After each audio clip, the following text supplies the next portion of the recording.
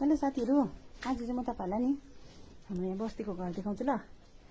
अस्ति चाहिँ मैले मेरो माथि कमानमा बस्छु नि त। यो चाहिँ हाम्रो बस्तीको जग्गा हो है, घर हो। त माथि कमानमा बस्छु। त्यहाँ चाहिँ मैले अस्ति गाईको एउटा मेरो सानो बच्चा छ नि त है, माउ चाहिँ बेचेको थिएँ। बच्चाको भिडियो बनाएको थिएँ कि आम्मा प्रोटिनै नभएको गाई के हो, प्रोटिनहरु खुवाउने गरे भन्दै कमेन्टहरु गर्नुभयो नि त कि मलाई त्यस्तो लेख्नुभयो कि मेरो घरको गाई देखाउँछु तपाईहरुलाई ल। साथीहरु, हाम्रो चाहिँ यस्तो चाहिँ गाईहरु। अस्ति मेरो माथिको गाई चाहिँ एकदम प्रोटिन नखाएको गाई रहेछ भन्दै थियो कि हाम्रो घरमा चाहिँ यस्तो गाईहरु चाहिँ यत्रो ठुल्ठुलो जर्सी गाईहरु छ हो। अन्त चाहिँ हामीलाई मन पर्नु चाहिँ अर्ग्यानिक मन पर्छ सबलाई है, तर अर्ग्यानिक सागपात चाहिँ त्यसै उम्रिँदैन साथी हो। यी अर्ग्यानिक सागपात उमार्नुको लागि चाहिँ यस्तो चाहिन्छ है गाईहरु। यहाँ बच्चा पनि छ हो सानो।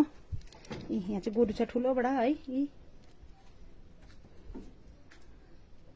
हेर्नुस्, हाम्रो यस्तो चाहिँ कमान बस्तीमा बसिसकेपछि चाहिँ नि व्यवसाय चल्नुको लागि चाहिँ अब हाम्रो लागि चाहिँ यस्तैहरु हो। पहिलादेखिकै उहिलेदेखिकै सासू ससुराको बाजे बोजूको पालोदेखिकै हाम्रो यहाँनिर ससुराली तल घरमा चाहिँ गाई पाल्नु भएको अरे नि त है। र चाहिँ तपाईहरुलाई पनि आज चाहिँ हाम्रो घरको गाईको भिडियोहरु देखाइदिँदैछु है। यस्तो छ है साथीहरु, हेर्दैछ, देख्नुभयो। आज दादा र म चाहिँ नि आज घर आएको नि त यहाँ।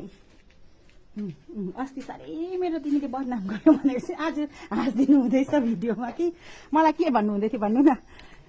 मेरो बुढा हाँसो त छ भनेर चाहिँ तिमी चाहिँ खुब भाइरल हुनु खोजेको थियो होला कि, तर के छ अरे तिमी चाहिँ भन नि छिटो। तर म त राम्रै छु नि, यतिको म त हेन्सम छु, राम्रो छु। म त अब तैँले हाँसुट्टो भनेर भाइरल हुनु खोजेको थियो कि कहाँ भाइरल हुन्छौ तिमी, म त राम्रै त छु भनेर भन्नु हुँदैछ है। र चाहिँ अब चाहिँ हाम्रो घर यहाँनिर बस्तीको घर चाहिँ हाम्रो बस्तीको घर हो है साथीहरु। यो चाहिँ हाम्रो बस्तीको घर हो है। फुलहरु पुरा फुलाउनु भएको छ दिदीहरुले है। यहाँनिर व्यवसायले गर्दा चाहिँ हामी चाहिँ अब माथि नै बस्छौं है, कमानमै बस्छौं।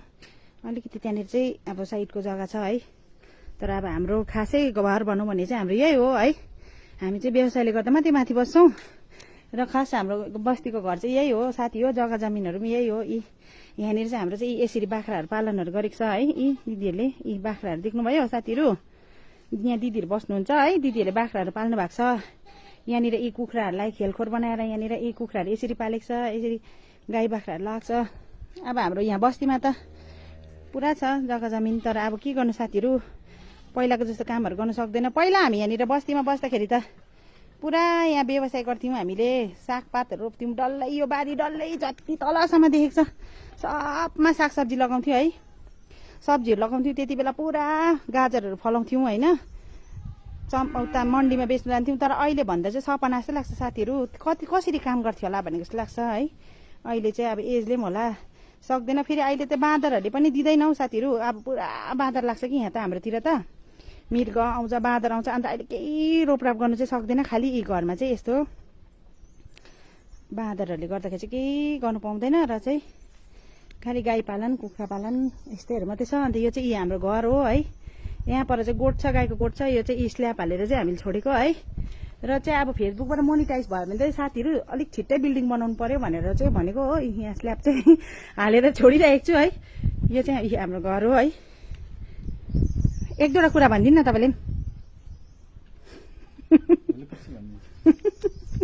आइयो भोलि पर्सि भनिदिनुहुन्छ अरे हो। यहाँनिर आन्टीहरूले चाहिँ फुलहरु पनि फुलाउनुहुन्छ नि त पुरा। हेर्नु त घरको काम गरेर पनि यत्रो सबै गरेर पनि फुलहरु पनि पुरा फुलाउनुहुन्छ है। र चाहिँ यहाँनिर घरहरु पनि यहाँ कोही हुँदैन हैन, दिदीहरु मात्रै बस्नुहुन्छ। तर पनि पुरा साफसफाई गरेर राखेको हुन्छ। हेर्नु त घरहरु सफा हुन्छ, घरहरु पनि हो। दिदीहरुले सफा। यो चाहिँ मेरो रुम हो है साथीहरु। यो चाहिँ मेरो बेडरुम हो। हेर्नुस् न, तपाईहरुलाई एउटा फोटो देखाउँछु है। हेर्नु, दिल का रिश्ता बडा ही प्यारा है भन्ने जमानाको हो हैन। दिन चाहिँ त्यस्तो थियो है। आज भन्दा चाहिँ 15 वर्ष अगाडिको कुरा होला। अहिले त यस्तो भयो।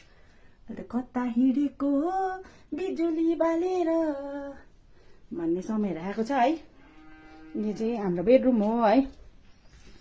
यहाँनिर चाहिँ हाम्रो बोजू ठुलो सासू बोजू हुनुहुन्थ्यो है, खस्नुभयो। बोजूको यो बेड चाहिँ बोजूको हो। यहाँ हेर्नु न, यहाँ हेर्नु न, ये दोस्ती हम नहीं तोडेंगे भनिरहेको छ है। यहाँनिर चाहिँ भाँडाकुँडाहरू धोएर चाहिँ राखेको छौँ है। बिचरा काँसा तामाको भाँडाहरू चाहिँ मर्दा पनि चाहिने जन्मिँदा पनि चाहिने भन्छ है। तर यहाँ हेर्नुहोस् न, अब बिचरा अब दसैँ दिवाली आएन भने त काँसा तामाको भाँडाहरू पनि टल्किनु नपाउला जस्तो हुन्छ। मेरो घरमा चाहिँ त्यस्तै हुन्छ साथीहरू। तपाईँहरूतिर चाहिँ कस्तो हुन्छ कमेन्ट गरेर भन्नु होला है। यहाँ चाहिँ दिदीहरूको रुमहरू छ है, बन्द गर्नुभएको छ है। त्यस्तो चाहिँ हामी चाहिँ यहीँ बस्थ्यौँ साथी हो। बिहा गरेर आएर चाहिँ पहिला कति वर्ष चाहिँ यतै बसेको है। मन पर्यो भने हाम्रो बस्ती मन पर्यो भने चाहिँ लाइक कमेन्ट सेयर गरिदिनु होला। Thank you.